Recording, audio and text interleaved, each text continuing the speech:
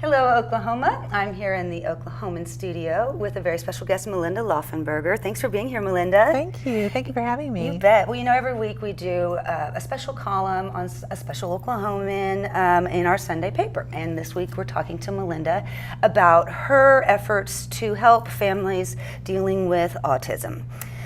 You are the CEO and founder of Autism Oklahoma. Yes. And so you have a really amazing program going on. You've got camps and special programs serving thousands of Oklahoma families.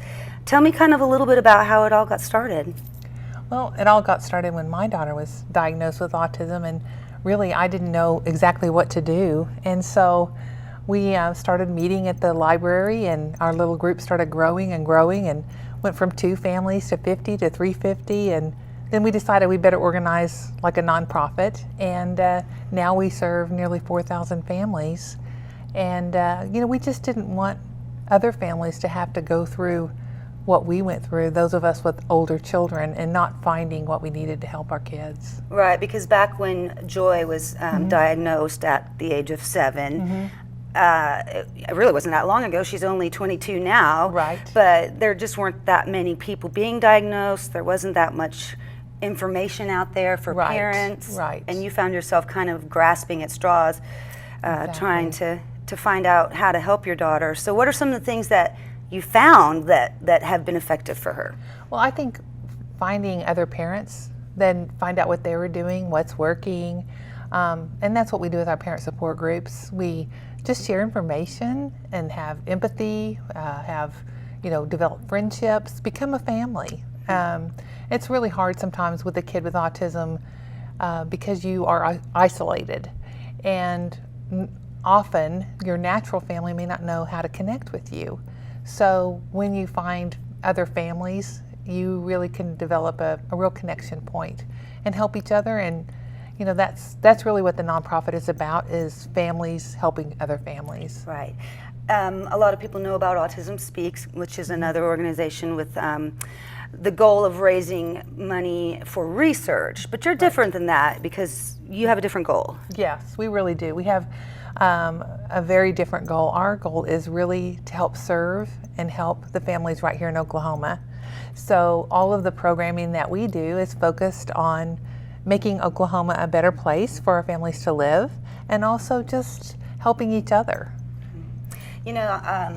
It just seems like every few months you hear a new statistic on how the occurrence of autism in children just gets more and more drastic. And what are the numbers now? 1 in 66 children born right now will have autism. Right. And to me, that says that 1 in 33 parents is going to have a child with autism. Yeah, it's getting to the point where if you look at a classroom of or 2 classrooms of 30 people or whatever, you're going to find someone in there with autism, and you're going to know someone with autism.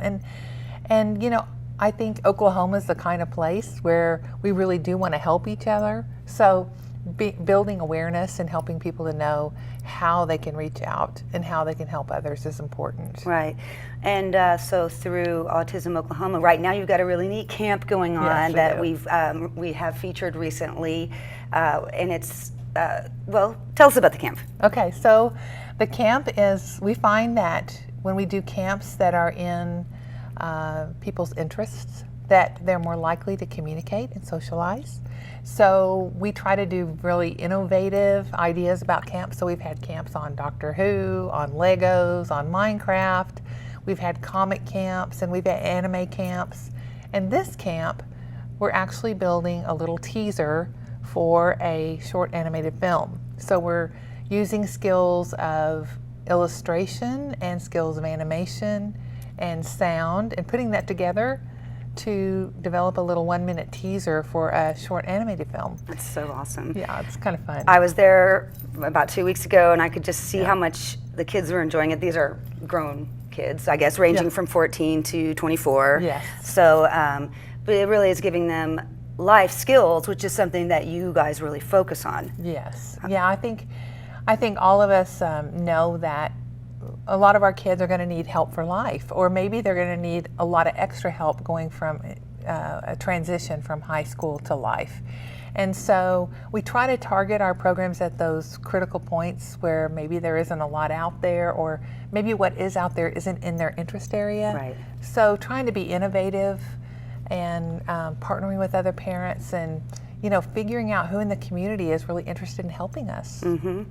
And on that note, we should mention that you'll be soon having a fundraiser of sorts, like crowdsourcing, to raise money to bring this film to fruition, right? Yes, yeah, we're going to do the 1-minute teaser. Then we hope to use that to actually do some crowdsourcing for some of the other aspects of our film that we're looking into. Okay, so people need to check out your Facebook site and your website for information on that. Yes. But you also have the big swanky art show coming up. Yeah, That's we a do. great name, so tell me about that. So that project started about 4 years ago. We partnered with the Oklahoma Arts Council to bring it, and also Youth and Family Services. And that program just allows us to reach out to artists with autism and show their work in a kind of a swanky environment. We have music and dress up, and the show is at the Paseo on the first Friday in August, so that's August 7th at Rainbow Fleet. Great, so it's during the art walk. Yes. And it's yeah. at Rainbow Fleet, which is Yes. a wonderful agency in itself. Right.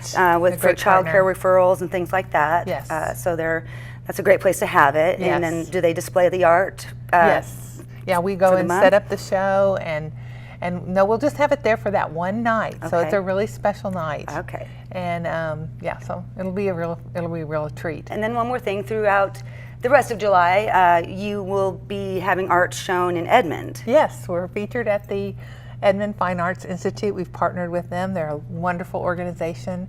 And the art that some of our kids have made is featured in the gallery there. It's just open to the public. Great, and these kids are so talented. So really, if you need to get out there to Edmond to see this before they take it down.